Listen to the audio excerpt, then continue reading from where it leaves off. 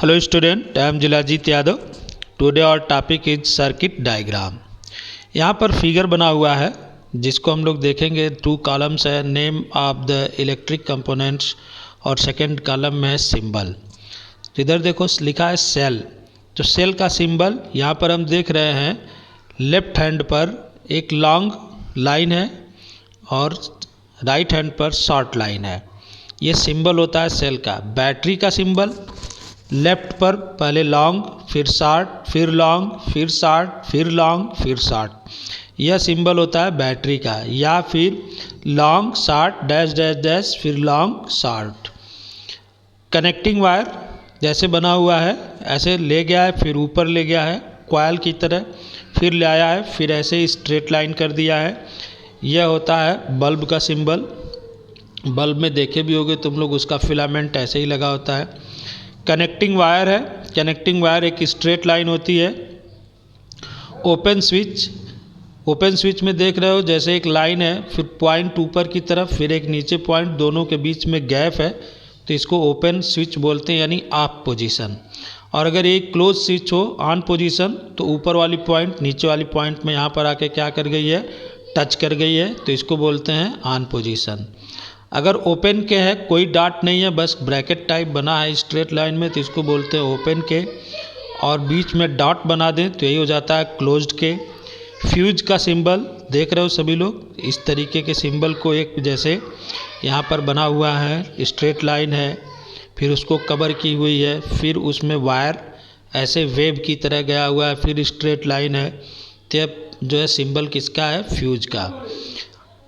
इन circuits को हम जब याद रखेंगे इस सिंबल को, तभी हम किसी भी सर्किट को अगर ड्रा करना हो कोई डायग्राम तो हम उसे ड्रा कर सकते हैं। जैसे यहाँ पर ड्राइंग अ सर्किट डायग्राम दिया हुआ है, तो सिंपल सर्किट डायग्राम दिया है। जैसे ऊपर बल्ब लगाया है, नीचे जो है सेल कनेक्ट किया, जहाँ प्लस माइनस देख रहे हो सेल का सिंबल जो है, वहाँ पर लेफ्ट हैंड पर लॉन्ग लाइन और राइट हैंड पर शॉर्ट लाइन। लॉन्ग लाइन पर प्लस लिखा है, शॉर्ट लाइन पर माइनस लिखा है, और यहाँ पर स्विच लगाया हुआ है। स्विच का डायग्राम वहाँ पर दिख रहा है। यह अभी ओपन स्विच है, यानी ऑफ पोजीशन है। बल्ब है, जब हम इसको जैसे ही ऑन करेंगे तुरंत जो है बल्ब में लाइट जाएगी और बल्ब क्या करेगा, जलने लगेगा। तो इस तरीके के सिंबल्स जब हम याद रखेंगे तभी सर्किट डायग्राम जो है बना सकते हैं। नेक्स्ट टॉपिक है इफेक्ट ऑफ इलेक्ट्रिक करंट। मतलब क्या हुआ, electric current has various type of effects on the object it passes और flows through. For example it can bring chemical change in the objects. यह केमिकल चेंज करा सकता है, यानी किसी सेल में हम करंट फ्लो करें तो उसमें कोई भी केमिकल रिएक्टिविटी हो सकती है, जिसे केमिकल इफेक्ट बोलते हैं।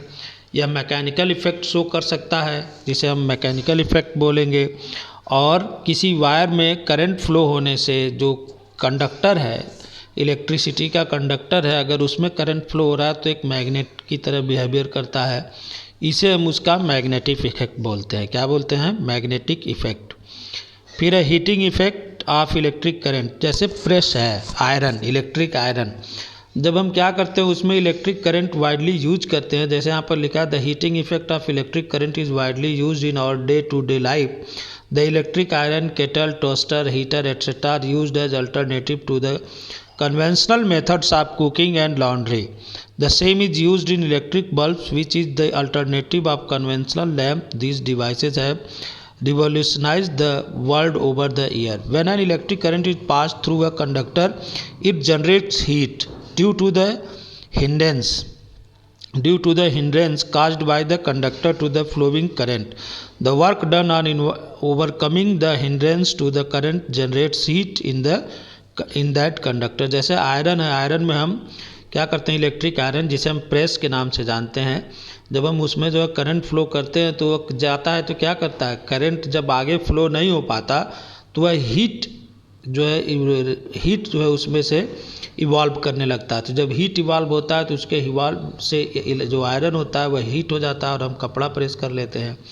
तो यह उसका जो है heating effect of electric current है। जैसे हम जो है बल्ब में करंट फ्लो करते हैं तो जब उसके फिलामेंट पर करंट पहुंचता है तो वहाँ से आगे फ्लो नहीं हो पाता, तो वह क्या करता है, फिलामेंट को हीट करता है और बल्ब जलने लगता है, रोशनी मिलती है।